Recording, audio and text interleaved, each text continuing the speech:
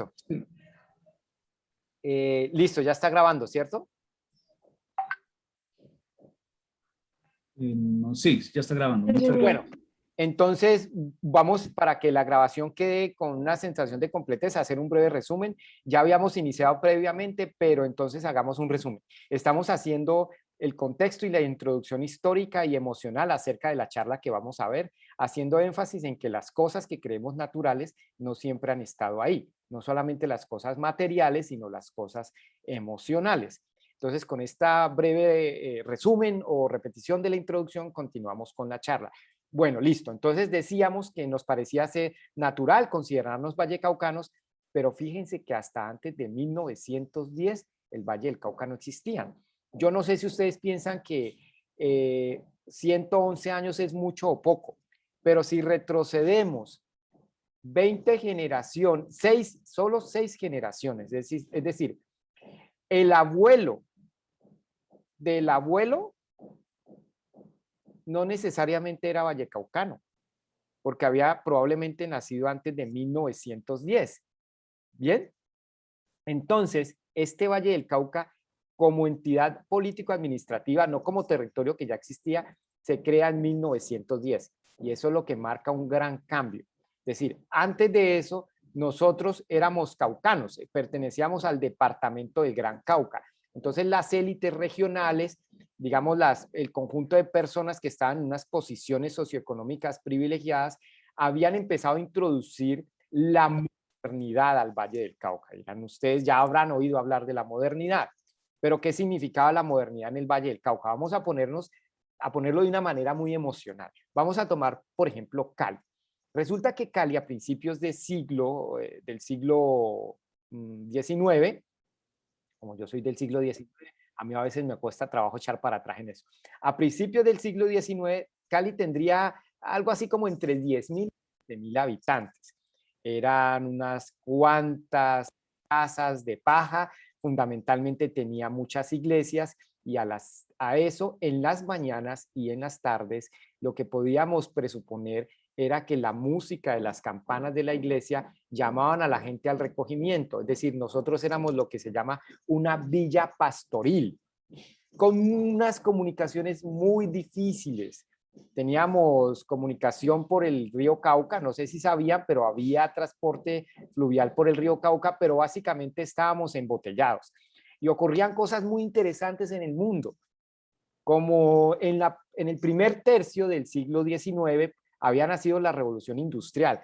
¿Y por qué había nacido la revolución industrial? Porque los científicos del siglo XIX que habían estado muy empeñados en entender las relaciones entre el calor y el trabajo, han oído hablar de termodinámica, así sea un poquito, pues habían logrado constituir y finiquitar el proyecto de la máquina de vapor. Entonces esta máquina de vapor hizo que, por ejemplo, en Inglaterra se acelerara mucho la producción industrial.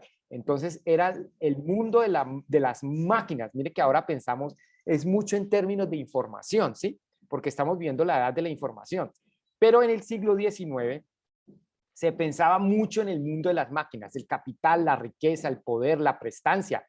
Se construían era alrededor de los que tuvieran más máquinas poderosas.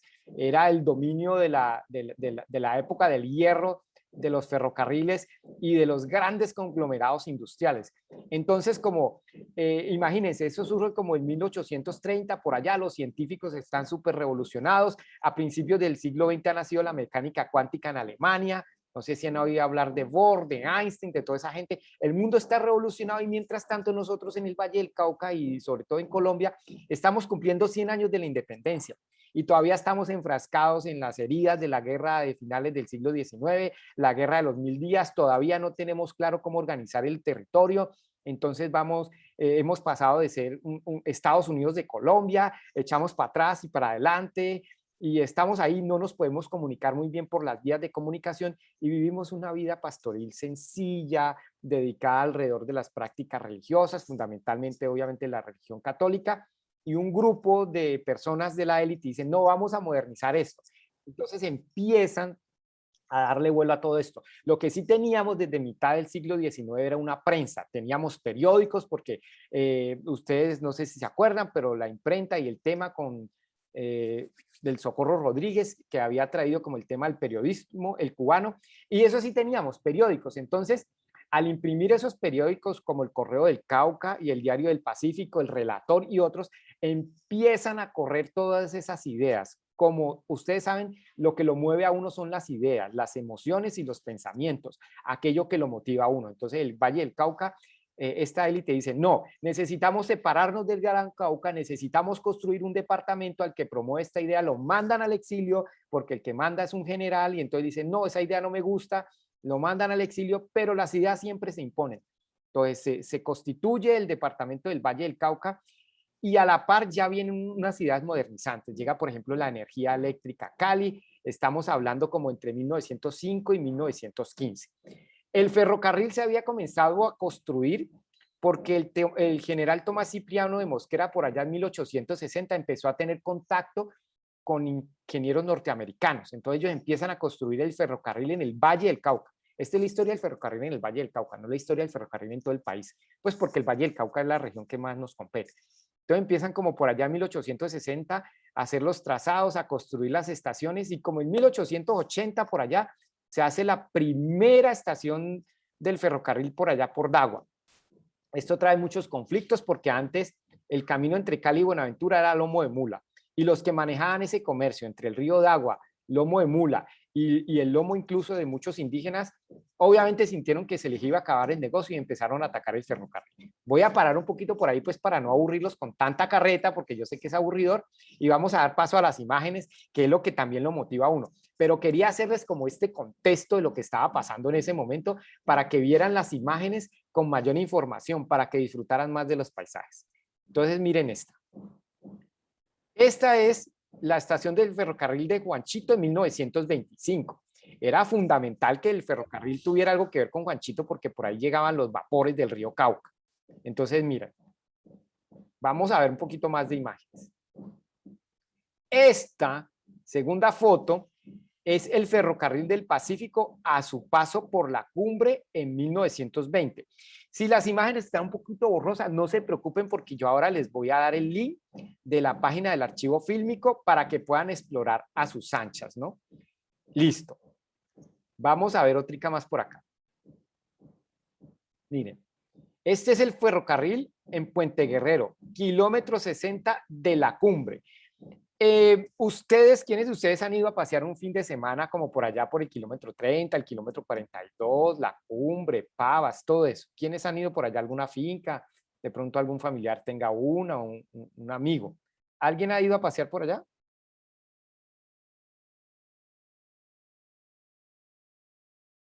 Tú, vale, pero por favor habiliten los micrófonos.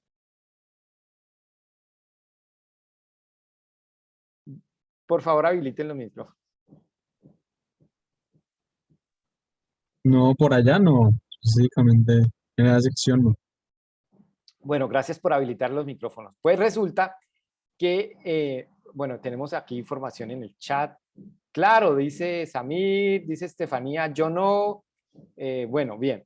Pues resulta, pero si no, quienes hayan ido a pasear por allá van a notar que la cosa tiene mucha fama. Esto es porque con la llegada del ferrocarril, digamos, las clases dominantes de Cali empezaron a usar esa zona como veraneadero. Entonces el ferrocarril llega desde Buenaventura, que empieza como en 1860, algo así a construirse, tiene su estación en 1880, primera estación en 1882, y finalmente llega a Cali el 1 de enero de 1915. Sigamos por aquí. Aquí está. El ferrocarril del Pacífico descendiendo al valle por el kilómetro 154. Santiago de Cali, 1930. ¿Pueden apreciar la imagen? Bueno, gracias por retroalimentar la charla, por decir que sí, así sea con gestos. Bien, esta es la historia del ferrocarril. Porque por ahí les tengo unas anécdotas bien simpáticas sobre el ferrocarril que nos van a conectar el pasado con el presente. Listo. ¿Qué contexto tenemos? ¿Qué contexto tenemos en 1915? Mire que es que hay cosas bien interesantes aquí. Miren, ¿En qué año se construyó el canal de Panamá o en qué año se dio apertura al canal de Panamá? ¿Quién me puede decir por el chat o por el audio? Abran sus audios, les doy 5 segundos y a ver quién me responde en qué año creen. No tienen que ser exactos, digamos, podemos hacer la cosa de una manera dinámica y divertida. No tengan miedo en decir. 1914, ¿no? Sí, señor Daniel. El canal de Panamá se abre en 1914. Recuerden que habíamos perdido a Panamá en 1903 porque Teodoro Roosevelt se la tomó. Bueno, listo, eso es otra historia para otro día. Abren el canal de Panamá en 1914. ¿Eso qué significa? Que al tener ferrocarril en 1915, que nos comunicara con Buenaventura, y obviamente Buenaventura nos iba a dar el paso a través del canal de Panamá, íbamos a tener una explosión en todos los sentidos metafóricos de la palabra, es decir, una explosión económica. ¿Por qué? ¿Cuáles creen que eran los productos que se producían en el valle para esa época? Caña. Caña, sí, la caña, el azúcar, la caña y el azúcar, ¿no? Porque la caña se sembraba y teníamos ingenios azucareros ya había llegado Manuelita también por allá, como en los últimos 20 años del siglo XIX. ¿Qué otra cosa se cultivaba aquí? A ver, una pista, ¿con qué desayunaron? Maíz, maíz. Maíz, bueno, huevo, ¿nadie toma café? Café. Café, claro. Entonces ustedes se imaginan que esta región había estado muy embotellada y a partir de 1915, cuando llega el ferrocarril, empieza a salir en grandes volúmenes de café y azúcar a los mercados internacionales. Entonces la economía vallecaucana empieza a florecer. Yo no sé si ustedes se han dado cuenta, pero el Valle es un departamento de ciudades intermedias muy bonitas. Eso no pasa en ningún otro departamento. Entonces, las ciudades empiezan a crecer en tecnología, en demografía, empieza a llegar mucha gente y así por ejemplo, la población de Cali se multiplica. Listo. Miren esta imagen. Si se les hace similar a un tren, a las famosas imágenes de los trenes en la India, pues tendría razón. ¿Saben ustedes qué es esto? ¿Qué están viendo ahí? ¿Tren cañero? Un tren cañero puede ser, a ver, les voy a dar una pista. Hay un famoso transporte en la ciudad de San Francisco. ¿Cómo se llama? ¿Un tranvía? Correcto, un tranvía, sí señor. Eso hizo también, entonces miren, por esa época la energía eléctrica, porque habíamos construido una planta eléctrica por allá en el río Cali. Yo no sé si alguien la ha llegado a ver. Esa planta eléctrica la trajo un señor Eder, que también está correlacionado con los ingenios.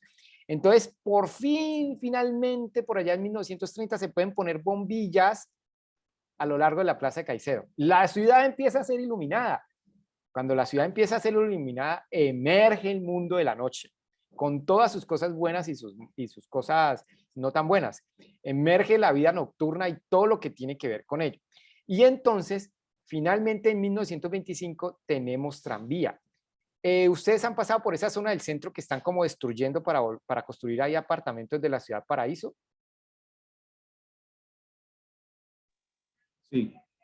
Ese era el centro neurálgico de Cali, porque ahí había estaba hasta hace poco la Galería del Calvario, y ahí ese era un punto de conexión, porque llegaba el tranvía que llegaba desde Guanchito, pasaba por ahí todo el mercado de los campesinos, y también se estaba cerca de la Plaza de Caicedo. Entonces ahí a la Galería del Calvario llegaba el tranvía. Entonces Cali ya tiene tranvía, Cali ya tiene energía eléctrica, Cali se vuelve un centro de exportaciones de café y azúcar y por lo tanto se vuelve un polo de desarrollo y todo ese gran capital empieza a transformar la ciudad y eso es lo que hace que aquí aparezcan barrios como Granada. ¿Ustedes reconocen el barrio Granada? ¿Han caminado por ahí?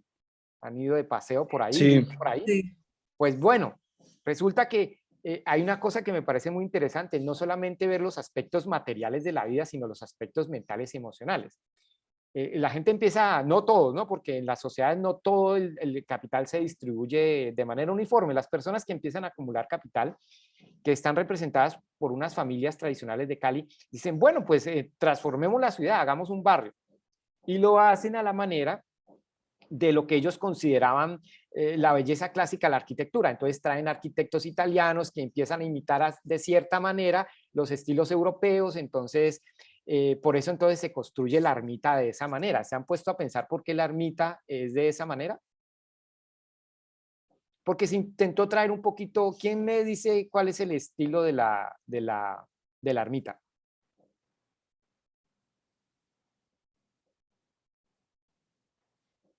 ¿Alguien se arriesga de hablar de estilos arquitectónicos? Por aquí tenemos en el chat. Un trolley, sí, Eric había respondido que un trolley, sí. Y Ricardo Dávila nos dice gótico. Sí, es una especie de gótico, dicen los expertos. Yo no soy experto, yo esto lo sé porque lo leí. Tampoco tengo el criterio experto, pero tengo mucho interés en aprender cosas. Es un gótico tardío. Entonces, de esa misma manera, estos arquitectos que están muy imbuidos por la arquitectura europea, por las ideas del Renacimiento, construyen el barrio Granada y construyen espacios icónicos como el Teatro Municipal. ¿Conocen el Teatro Municipal? Sí. Se han dado cuenta entonces que en ese barrio Granada hay unas casas que tienen como la pretensión de ser palacitos, pequeños palacios, como por ejemplo el palacio, la casa que es el Palacio Carvajal, que ahora creo que hay una entidad eclesiástica ahí, que queda por este centro comercial Centenario, por la Clínica Sebastián. ¿Lo han visto? Que uno va cogiendo la Sí. vía y se encuentra con esa Sí, sí. Listo. Entonces, estos son los efectos no solamente financieros, sino en la manera de pensar de la ciudad. Entonces, y la parte, lo que antes se llamaba, pues, ya ese término no se usa, pobrecía, queda representada como en San Nicolás, en el Bayano. Entonces, tenemos esta ciudad que tiene este componente de personas que han acumulado gran capital por sus ideas, porque ya tenían una posición relativamente benévola en la sociedad y porque empiezan a importar ideas y se empiezan a establecer industrias. Estamos hablando indistintamente de principios del siglo XX. Entonces, los Garcés, por ejemplo, son los que innovan con el tema de las farmacias, ¿sí? Los Carvajal y otras familias con la industria editorial. Entonces, Cali empieza a volverse además un centro industrial. Entonces aparecen las empresas de la trilla de café. Posteriormente, por allá, ya no recuerdo la fecha, pero por esa época, entonces, se establecen personas como San Giovanni, que es el que está correlacionado con Café Águila Roja. Entonces, de principios del siglo XX, que la gente vivía como en una villa pastoril, ahora lo que tenemos es una ciudad que empieza a ser próspera. Listo, sigamos con más imágenes. Aquí está, chicos. Miren. Foto 6. Paso del tranvía por la carrera 9ª, Santiago de Cali, 1925. Pero ocurre algo bien interesante. En estas calles del centro, la carrera 9ª, ¿saben cuál es la carrera 9ª? ¿Alguien me puede decir algún lugar que reconozca la carrera 9ª? Las canchas panamericanas. Esa es, sí, exactamente. Esa es la carrera 9ª. Entonces, la carrera 9ª que viene subiendo pues por el barrio Alameda, en esta parte del centro, por aquí pasaba el tranvía. Obviamente no tengo que decírselos, pero se podrán imaginar que las vías no eran pavimentadas. Miren ahí, esta imagen me parece muy interesante, chicos, para que la analicemos. Miren cómo confluyen las dos imágenes, la de la modernidad con un poco como esa estampa como de lo que está antes del siglo XX, que son las mulas. Entonces ahí convive la modernidad con las mulas, el tranvía con las mulas. Sigue siendo así todavía. Nuestro subcontinente latinoamericano se caracteriza por eso, porque usted ve imágenes muy modernas con imágenes que le recuerdan el pasado. Bueno, vamos al chat que nos están diciendo cosas. La gobernación, muy bien, exactamente. Las canchas panamericanas por la carrera 9ª, muy bien, listo. Entonces, esta era la vida en 1925, pero quería centrarme, estoy yendo y volviendo, pues porque lo he visto, esto es más bien como una charla, quería centrarme en un aspecto bien interesante. ¿Ustedes sabían que ahora estamos hablando del tren de cercanías? ¿Habían oído hablar del tren de cercanías? No. No.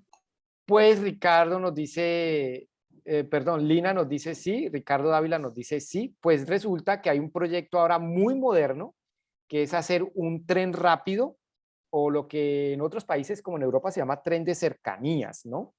que es conectar a Cali con Jamundí, Jumbo, Palmira en sucesivas fases a través de un tren rápido. Entonces miren cómo 111, sí, correcto, gracias Lina por comentar, retomar las vías ferroviarias porque son las más óptimas para el transporte. Entonces, les decía que existe este plan de conectar otra vez a Cali con las ciudades cercanas a través de vías rápidas, a través de un tren rápido. Entonces miren cómo 110 años después estamos hablando de un tema similar, pero ¿saben que hay otro tema similar a que no adivinan de qué estábamos hablando en 1918, que se parece a lo de ahora? Adivinen, ¿quién es el primero? ¿Cuál es el tema del que más hemos escuchado hablar durante este año? Pandemia, Estefanía, muy bien. Pandemia. Pues perdona si te voceo, pero vos te puedes imaginar que ahora, 110 años, 111 años después, estamos hablando de tren de cercanías y estamos hablando de pandemia. Y en 1918, 3 años después de que llega el ferrocarril a Cali, estamos hablando de trenes y estamos hablando de pandemia. Y esto es bien interesante. ¿Saben de qué pandemia estábamos hablando en 1918? La gripe española. Correcto. ¿Y de dónde era la gripe española? De España. Pareciera que fuera de España, ¿no? Pero Pues ¿sabes? era de toda Europa, pero principalmente en España, creo que era. Empezó todo, de ahí se regó para todos lados. Europa, ¿saben de dónde era la gripe española? Están cerca, están como a 4 De Estados Unidos, ¿no? de Estados Unidos, sí. ¿Y saben cómo surgió? Pues resulta, todas las épocas son emocionantes. Cuando usted se mete a hacer una inmersión de la imaginación en una época, se da cuenta que todas las épocas son un hervidero de conflictos, emociones, pasiones. Resulta que había comenzado la Primera Guerra Mundial en 1914, o sea, tenemos Canal de Panamá en 1914, nace el Valle en 1910, está la mecánica cuántica surgiendo por allá, está la revolución industrial en pleno furor, están los medios de comunicación también surgiendo a una velocidad acelerada y estalla la Primera Guerra Mundial en 1914, ¿sí? Pues Estados Unidos, preparando unos soldados para entrar a esa guerra, en Arkansas empieza a surgir los brotes de una enfermedad desconocida que mucho tiempo después se supo que era influenza, porque no se sabía. Pues bien, esto se esparció por todo el mundo. En Estados Unidos mató como 600,000 personas, un dato muy similar al actual, a lo que va actualmente, como 400 o algo así. Pues chicos, la gripe española o decir la influencia llega a Colombia, llega al Valle del Cauca, en una situación tan similar ahora. Entonces, miren, aquí hay algo que yo les quiero proponer como ese tipo de preguntas motivadoras, misteriosas y que estimulan la imaginación. Es muy curioso, contradictorio, paradójico, dirán las personas que tienen una visión como de la superstición, como esas especies raras de maldición, ¿no? Esta pregunta es motivadora, no quiere decir que yo la esté planteando como un conocimiento cierto, pero son preguntas interesantes. ¿Por qué será que alrededor de la modernidad o del progreso suelen venir también las otras cosas? ¿Será porque la modernidad y el progreso, como lo entendemos, tiene ese componente de devastar la naturaleza? ¿De qué se alimentaba el ferrocarril en ese momento? Carbón. Sí. Pero se tenía que, las rieles del ferrocarril iban con madera. O sea que el ferrocarril tuvo que conllevar una deforestación grande. ¿Sí? Y curiosamente, el ferrocarril viene a esparcir la influenza, tal cual como ahora los sistemas de transporte masivo, como el mío, el metro de Medellín o cualquier ciudad del mundo. Entonces, hay modernidad, hay acumulación de capital y hay gripe española en el Valle del Cauca, en Colombia, en el mundo, pero hablemos de Cali. Resulta, después me voy a encontrar unas foticos de eso, ya se las muestro. Aquí tenemos foto 7, perdón, Ferrocarril del Pacífico, la llegada del tren a la estación de Cartago en 1938. Bueno, aquí está el ferrocarril en Cartago. ¿Quiénes de ustedes son paseadores del Valle del Cauca? ¿A quiénes les gusta pasear por el Valle del Cauca? por aquí tenemos respuestas para que no hable yo tanto, pregunto cositas. La relación del ser humano con los recursos del planeta es fundamental. Sí, así dices. Estefanía nos dice, pandemia. Ricardo dice yo, Isabela dice yo. Los paseadores del Valle del Cauca se habrán dado cuenta que el Valle del Cauca es hermosísimo. Digamos que uno puede ir a otros países donde la infraestructura es descrestante, los museos, los castillos, los ferrocarriles. Ok, no discutamos eso, pero el medio geográfico del Valle del Cauca es impresionante. Entonces, a los paseadores del Valle del Cauca, los invito a que reconozcan en los municipios dos cosas que a mí me gustan mucho: las bibliotecas públicas y las estaciones del ferrocarril. En este caso, ¿quiénes conocerán la estación del ferrocarril de Cartago, que está ahora en una zona que se ha deprimido socioeconómicamente mucho? ¿Listo? Aquí va, les voy a leer este pequeño texto. La epidemia de gripa había sido detectada por primera vez en soldados americanos de la Primera Guerra Mundial en marzo de 1918 y se esparció rápidamente. Miren este pedazo. En diciembre de 1918 la situación en el Valle del Cauca, es decir, que la gripa llegó por el canal de Panamá, por avión, por donde pudo, por barco, por tren, y ya en 1918 la situación en el Valle del Cauca es tan crítica que los cuarteles de policía han sido invadidos. Y miren este dato tan curioso. El 18 de diciembre se emite el decreto 185, por medio del cual se crean 30 empleos de policía para contener los intentos de fuga de los presos del manicomio, que se aprovechan del hecho de que los agentes enfermos no pueden prestar los servicios de vigilancia. Ese mismo día se designan médicos para atender a los griposos, así los llamaban, a los griposos de Jumbo y del barrio San Nicolás de Cali, que se suman a la atención que prestan a los enfermos de Cartago. Pero el avance de la epidemia no daba tregua a la atribulada sociedad vallecaucana. Está un poco borroso, pero ahí les muestro la imagen del decreto en cuestión. Decreto 174, por ejemplo, se nombra al doctor Francisco A. Palacios para atender a los enfermos pobres atacados de gripa en el municipio de Cartago. Médico de sanidad con el sueldo de 120 pesos mensuales. A ver quién está hablando en el chat. Quisiera escuchar un poco de sus sensaciones al respecto de que 110 años después estemos hablando de cosas similares en un contexto donde hay mucho progreso tecnológico, pero también mucho riesgo epidemiológico. ¿Qué opinan ustedes de eso?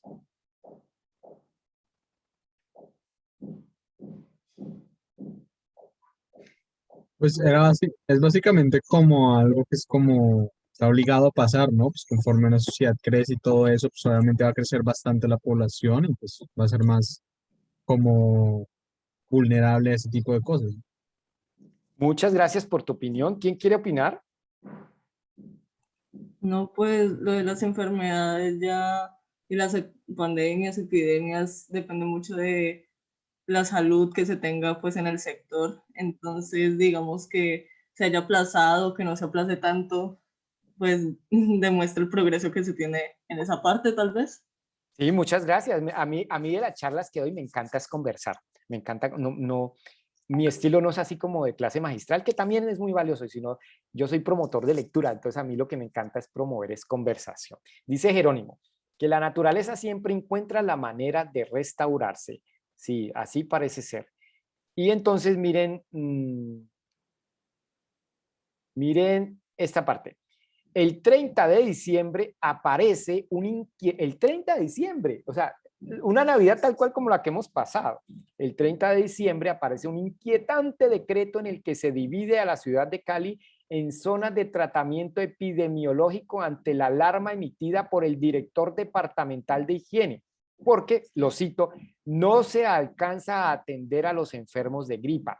La asamblea departamental reparte buena parte de su tiempo entre aspectos relacionados con el ferrocarril y la epidemia de gripe, mal llamada gripe española. Cualquier valiente lector que entre al sótano de la biblioteca departamental, que para mayor señales está ubicada en el 24A91 de la calle Quinta, de la capital del departamento, puede dar fe de lo que aquí escribimos, consultando los ejemplares de la vieja Gaceta Departamental. Entonces, en esta investigación que he preparado, me he ido a los archivos de la biblioteca, donde están las gacetas departamentales, que es donde se publican los decretos, las ordenanzas, todo el aspecto legislativo, y podemos confirmar cómo a Cali se la divide en distritos, porque se presenta una situación trágica y terrible, y es que tal como ahora en algunos sectores, no digo en Cali necesariamente, la gente empieza a fallecer en las calles, no hay atención médica. En Cali, el hospital de mayor envergadura para la época era el San Juan de Dios, que está en el centro. Bien, el progreso estaba representado en la construcción de infraestructura como el ferrocarril, pero a la par se expande este mortífero virus y hay quienes dicen que mató a 50 millones de personas. Pero miren, no se conocía vacuna, no había medicinas. Y las medidas de higiene eran también ideas recientes, ya que la inmundicia aún corría por las acequias públicas que durante el verano expelían fragancias escatológicas y mucho menos había sistemas de acueducto. Pues sí, no había acueducto, el acueducto creo que llega por allá en 1930, no sé si conocen que detrás de la iglesia de San Antonio está la planta del acueducto. Pues antes los desechos humanos corrían por las vías. Y entonces, tanto en verano como en invierno era un problema. Entonces, aquí como para ambientar y ponerle un toque como de misterio, entonces me pregunto si acaso no era una maldición divina por haber traído esa infernal máquina de vapor llamada ferrocarril. O como dice la canción, ese diablo al que le llaman tren.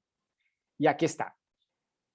Miren. Los trabajadores de la madera abordan el tranvía. Claro, las máquinas aceleraron el transporte de lo que era talar los bosques, ¿no? Entonces, miren que es una cosa muy similar. Es decir, que llevamos muchos años en esta contradicción con la naturaleza. Entonces, vamos a ver qué nos están diciendo por acá en el chat. Listo. Vamos, espérense un momentico. Continuamos. Seguimos por aquí. Miren esta. Cargas de café transportadas en tren. San Quintín. 1936. Archivo del Patrimonio Fotográfico y Fílmico del Valle del Cauca, que está hospedado en la Universidad ICESI. Otra vez el tranvía a vapor. El día del centenario de la independencia, el 20 de julio de 1910, se dio al servicio público la línea del tranvía con una vía férrea entre la ciudad y Puerto España, que popularmente se denominaba Juanchito. Bueno, ya empezamos como a cerrar la charla, chicos, un poquito como a entrarnos ya en el cierre. Miren esta, estación del ferrocarril. La foto en la parte posterior derecha tiene una toma de la parte de atrás de la estación, lugar donde estacionaba el tren. Esta foto es de Tuluá. Esta bella foto es de Tuluá y es de aproximadamente de 1930. Por aquí tenemos gente opinando en el chat. Las bodegas y trenes de Chipichape ya existían en esa época, sí, pero no tengo la fecha exacta en que se construyeron. De hecho, con eso que opinas, que me parece una pregunta que le puede dar un giro a la conversación, el ferrocarril conllevó muchas cosas para el Valle del Cauca, entre ellos un centro de formación de tecnología. Y ese centro de expansión, de apropiación, pero también de creación de tecnología, se originó alrededor de los talleres del tren, ahí en Chipichape. Sí, muy afortunado el comentario. Pero ese es otro tema bien emocionante, ¿no? Cómo la tecnología que llega al Valle del Cauca empieza a ser transformada. El ferrocarril llegó a ser la empresa más grande del país. Ahora sabemos que es Ecopetrol, pero en su momento el ferrocarril llegó a ser la empresa más grande de la región. Yo me acuerdo cuando estaba muy niño que todavía había adultos mayores que hablaban de que eran pensionados del ferrocarril. ¿Pueden opinar libremente? Todas estas cosas que les he dicho aquí, no quiere mostrarme la imagen, todas estas cosas que les he dicho aquí tienen su sustento documental y todo está tanto en el archivo fílmico como en la hemeroteca de la biblioteca departamental. Quiero abrir como comentarios, como abrir la conversación, a ver qué me pueden decir, mientras voy preparando algunos daticos como para ir cerrando. Entonces, tienen la palabra, chicos.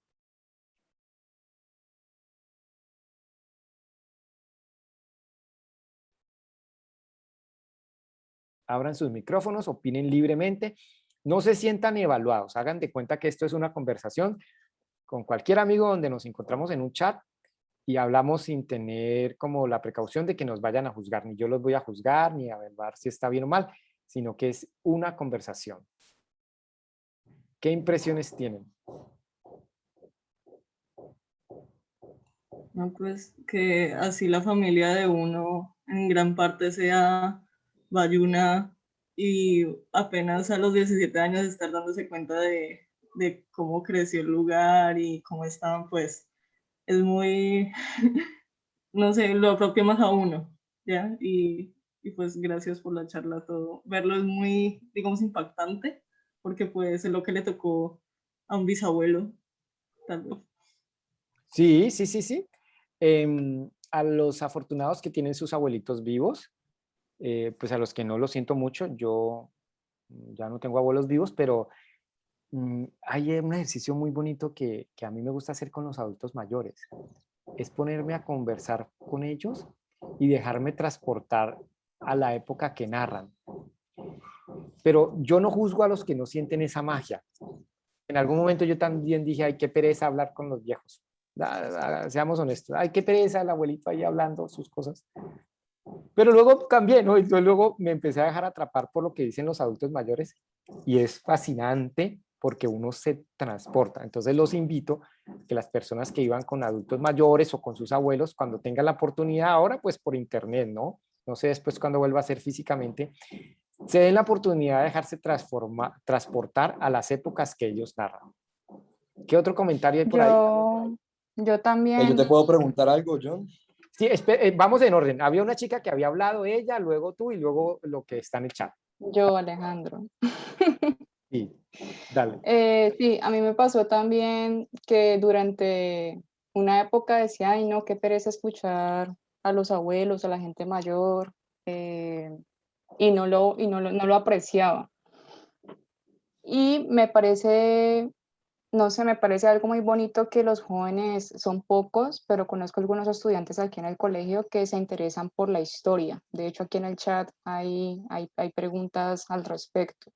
Entonces yo quiero como retomar esa reflexión que siempre se hace en estos encuentros de la importancia de conocer el pasado no por asuntos de datos y fechas, sino por asuntos de comprender causas, consecuencias, comportamientos, como razones de por qué estamos aquí. Entonces me parece muy valioso que los muchachos estén, digamos que tengan sensibilidad al respecto. Muchas gracias, John Jairo. Sí, Estefanía, gracias además por hacer énfasis en una intención de la charla que no era hacer un reguero de fechas, ¿no? Sino como tratar de reconstruir de manera vivencial a través de la palabra una atmósfera. Es como cuando uno va a cine y ve una película histórica y uno se siente transportado. Entonces mi intento era como hacer una atmósfera también a partir de la palabra. Muchas gracias. ¿Y quién era el chico que iba a hablar? Y luego vamos al chat. Ah, soy yo.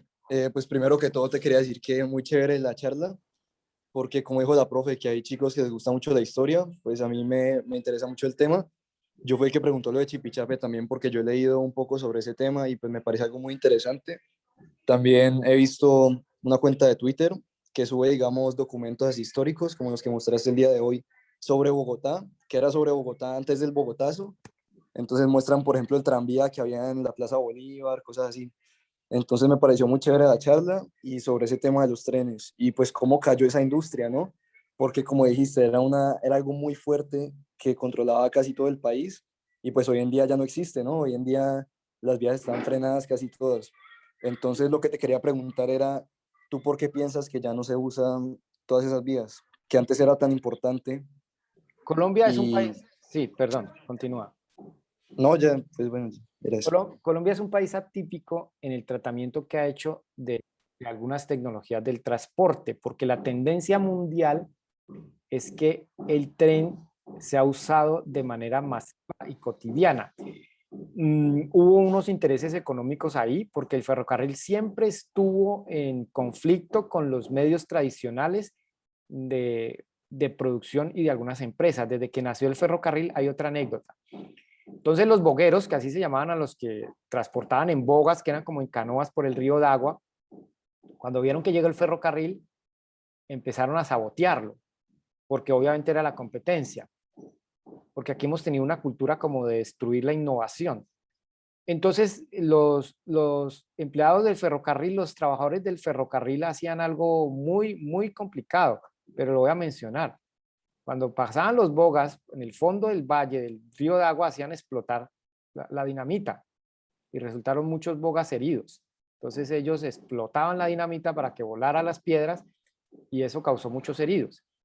El ferrocarril entonces siempre estuvo en conflicto con otras formas, con otros tipos de economía y finalmente tuvo un gran bloqueo de algunos sectores que no resistieron la competencia y destruyeron la idea del ferrocarril. Pero cualquier persona sabe que el ferrocarril es fundamental para sacar la producción y para movilizar a las personas. Y un país debería conservar el ferrocarril, claramente. Entonces ahí hubo unos intereses económicos que yo no he investigado, pero que sé que ocurrieron, que bloquearon ese proyecto. ¿Quién quiere opinar? Bueno, entonces leo por aquí. En el chat, eso sí, en el Sí. chat hay dos de Jerónimo y de Isabela. Isabela dice, ¿por qué crees que hoy en día no se conoce tanto de la historia de Cali? Pues entre los jóvenes casi siempre son más los adultos que conocen todo al pie de la letra. Bueno, te voy a dar una respuesta emocional, no la tomes como algo definitivo. Ahora pasa algo chévere, Isabela, es que la gente construye sus gustos, las comunidades o lo que antes llamaban tribus urbanas. Entonces, hay sectores, o lo que lo llaman los de mercado nichos, hay sectores donde la historia llama mucho la atención. Por ejemplo, hay páginas de Facebook de fotos viejas de Cali. Esas páginas, no vas a creer, pueden tener 20, 30, 40, 50.000 personas hablando de eso. Entonces, lo que yo sí creo es que la gente ya no se nutre de fuentes históricas académicas, es decir, ya uno no va a la clase de historia, a la universidad o sino que hay, por ejemplo, canales como History Channel o estos grupos de Facebook donde se comparten cosas y anécdotas de la historia de Cali. Entonces yo me meto a esas páginas y veo, por ejemplo, fotos de casas que a uno le llaman la atención. No sé si han visto en Cali ese parque que queda por la estación de Manzana del Saber, que es un triangulito donde hay una casa antigua que está como una casa bonita y derruida. Entonces ahí se meten y esa era casa de la familia tal y en 1930 tal y esa foto es del barrio San Fernando y si te metes ahí vas a ver que eso es un hervidero. Se trata más bien es de cómo uno va construyendo los gustos. Puede ser que la historia te guste o no, estás en tu derecho, pero si uno tiene contacto con algo y le gusta, se engancha y va a ver que hay mucha gente alrededor de eso. ¿Qué otra? Y los jóvenes, ¿por qué no son tan aficionados a la historia? Te voy a dar una respuesta muy subjetiva, puede ser que yo no tenga razón. Pues porque cuando uno está joven tiene mucho más futuro que pasado, entonces uno quiere estirar para adelante, quizás, pero yo puedo estar equivocado porque no pretendo tener como darte una respuesta de autoridad, es más bien una invitación a construir la respuesta. ¿Quién más quiere opinar? Jerónimo preguntaba que si fue muy difícil recopilar toda la información que tienes allí en la presentación. Bueno, tenemos dos grandes fuentes, que son las fuentes documentales alrededor de los decretos que están en la biblioteca, entonces uno se mete ahí tal cual, bueno, no sé, ustedes ya no creo que referencien a Indiana Jones, pero sí como estos viajeros del tiempo, entonces me voy a la hemeroteca y además las imágenes ya están digitalizadas, entonces si yo quiero ver periódicos viejos de Cali o del Valle, ya eso está digitalizado, entonces yo me meto en el computador, busco ahí y luego me meto en el archivo fílmico. ¿Sí están viendo la página del archivo fílmico? Sí. Bueno, pues los invito a que entren a esa página y ahí hay miles de fotos, le pueden digitar ferrocarril. De hecho, voy a hacerlo. Y entonces, bueno, en mi época decimos como la goma, ¿no? No sé cómo digan los jóvenes ahora a un gusto o a un hobby, cómo le llamen a eso, pero uno se engoma, se engancha y empieza y se mete y se mete. Entonces me metí, hice el texto, me metí como a hacer una investigación por motivación propia para ambientar el tema del ferrocarril y de la pandemia, porque me pareció muy interesante que 110 años atrás estaba la gente lo mismo, no que me quiero poner mascarilla, otros, lo digo con mucho respeto, estaban orando, rezando para que desapareciera, otros estaban aplicando medidas de salud como el distanciamiento. Había también los mismos conflictos de ahora, eso me pareció muy curioso. Vamos al chat. Estefanía, la hemeroteca de la biblioteca es fascinante. Sí, eso es un viaje en el tiempo. Bueno, chicos, son las 9:18. ¿Quiénes quieren ir cerrando?